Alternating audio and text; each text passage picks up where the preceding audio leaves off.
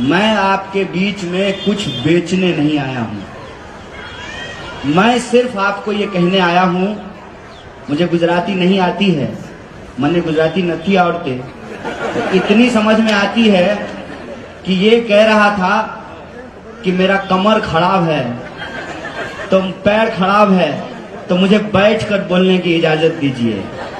देख भाई, पैर खराब है तो चलेगा, ईमान खराब नहीं होना चाहिए।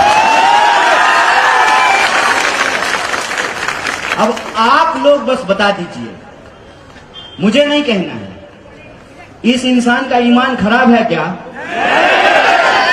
थोड़ा धीरे बोल रहे हैं, कुछ डाउट है क्या? ईमान खराब है क्या? तो हमारे पास एक ऐसी आवाज है जो सिर्फ गुजरात में ही नहीं, पूरे देश में अन्याय के खिलाफ लड़ने के लिए मशहूर है। और इसीलिए ना, रात को आसाम से पुलिस आई। सिर्फ गुजरात की पुलिस आई लव यू नहीं बोलती है, आसाम की पुलिस भी आजकल इसको इलू इलू बोल रही है। आदरणीय प्रधानमंत्री जी की कृपा रही, जय शाह के पप्पा का मोहब्बत अगर इसी तरह से हम लोगों को मिलता रहा तो आसाम क्या 7 मुल्कों की पुलिस ढूंढेगी भाई साहब। क्या है ना कि 2 तरह के लोग हैं। एक वो लोग हैं जिनका ईमान बिकाऊ है, एक वो लोग हैं कि कोई ऐसा नोट छपा ही नहीं है कि हमारा ईमान खरीद ले। और आपने अभी देखा होगा कि जब पत्रकार नहीं खरीद पाते हैं ना, तो चैनल ही खरीद लेते हैं। ठीक है, कहते हैं कि दौर होता है हर चीज का। जब यहां पे माउंट बेटन आया था ना, तो उसको नहीं लगता था कि ब्रिटिश राज कभी समाप्त होगा। जब लॉर्ड कर्जन आया था, तमाम जब अंग्रेज के अफसर आए थे, घोड़े पे चलते थे ना, तो उनको अंदाजा नहीं था कि नंगे पांव चलने वाले लोग, खाली बदन अपने खेतों में खून पसीना बहाने वाले लोग किसी दिन उससे डरना बंद कर देंगे और उनके टैंक के सामने खड़ा होकर के कहेंगे, अंग्रेजों भारत छोड़ो, हमको स्वराज चाहिए। होता है, लगता है, जब आपको सत्ता मिल जाती है ना, तो अहंकार हो जाना स्वाभाविक है। और सत्ता का अहंकार देखिए कि चुनाव अभी हुआ भी नहीं है, अभी एक ही फेज का चुनाव हुआ है, दूसरे फेज का चुनाव 5 तारीख को होगा, लेकिन टीवी स्टूडियो में सरकार बन गई है। जय शाह का पप्पा जो है घूम घूम करके मंत्रिमंडल बांट रहा है। जिस भी एमएलए के प्रचार में जाता है, कहता है, गुजरात के मेरे भाइयों बहनों, इसको एमएलए बना दीजिए, हम इसको मंत्री बना देंगे। अरे पहले सरकार तो बना लो भाई, फिर न मंत्री बनाओगे। इसको कहते हैं सत्ता का घमंड, क्योंकि उनको ये लगता है कि इंसान अपनी सारी समस्याओं को भूल जाएगा। रोजी का सवाल, रोटी का सवाल, शिक्षा का सवाल, बीमारी का सवाल, सड़क का सवाल, सब सवाल भूल जाएगा।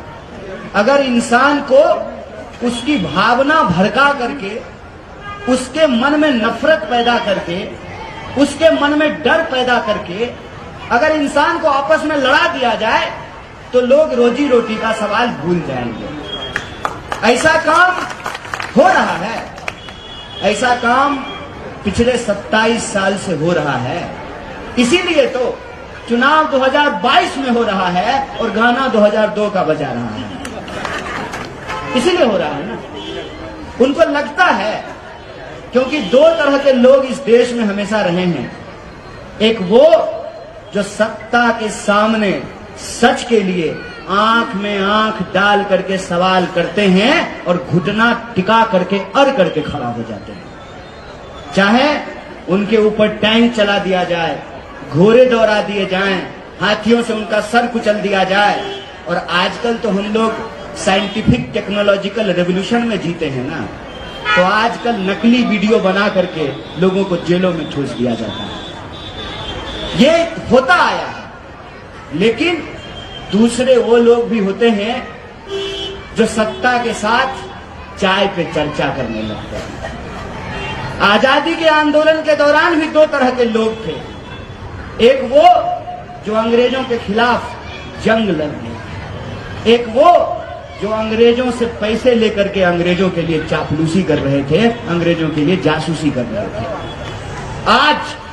आज 21वीं सदी में 2022 में भी दो तरह के लोग हैं।